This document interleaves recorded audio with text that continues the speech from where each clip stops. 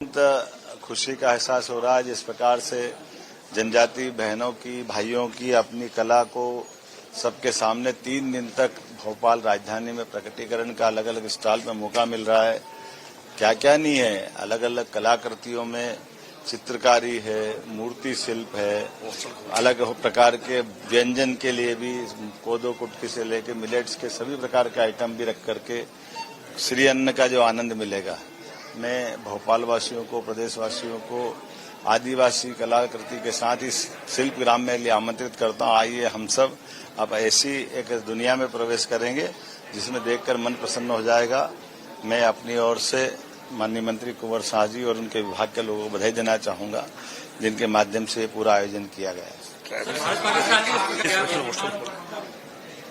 नापाक पाक ने जो हरकत की है, यशस्वी प्रधानमंत्री और हमारी सेना, दोनों सरकार और सेना ने मिलकर जिस प्रकार से उसका मुंहतोड़ जवाब दिया और उनके होश फाख्ता कर दिए, हमारे लिए ये चुनौती का समय भी है, लेकिन देश की सेना और यशस्वी प्रधानमंत्री के कुशल नेतृत्व का गर्व का क्षण भी है।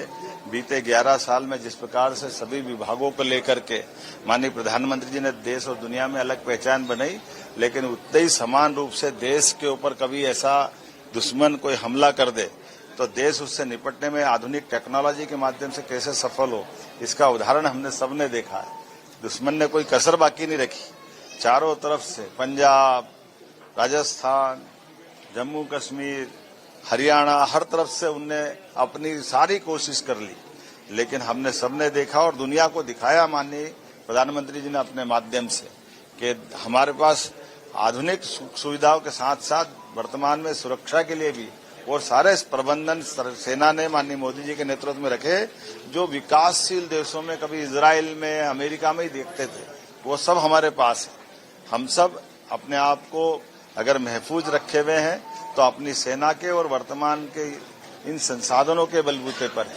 मैं माननीय मोदी जी को धन्यवाद देना चाहूंगा, माननीय रक्षा मंत्री, माननीय गृह मंत्री, और इसीलिए हमने अपने प्रदेश के स्तर पर भी इस वर्तमान हालात में भारत सरकार के निर्देश के आधार पर आज सुबह ही मैंने मीटिंग बुला ली है और हम अपने प्रदेश के भी नागरिकों को आने वाले किसी प्रकार की चुनौती में अपनी सारी व्यवस्थाओं को करने में हम सम्मत हों और खास करके यशस्वी प्रधानमंत्री के नेतृत्व में पूरा देश एकजुटता के साथ दिखाई दे, इसके सारे प्रबंधन हमने किए हैं।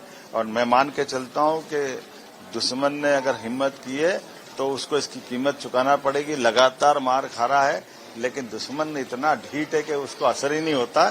कोई बात नहीं, हम एक बार फिर पाकिस्तान को उसकी करने की कीमत चुकाने के लिए मजबूर करेंगे। मेरी अपनी ओर से सेना के इस शौर्य और पराक्रम की माननीय प्रधानमंत्री जी और सेना सभी को बधाई।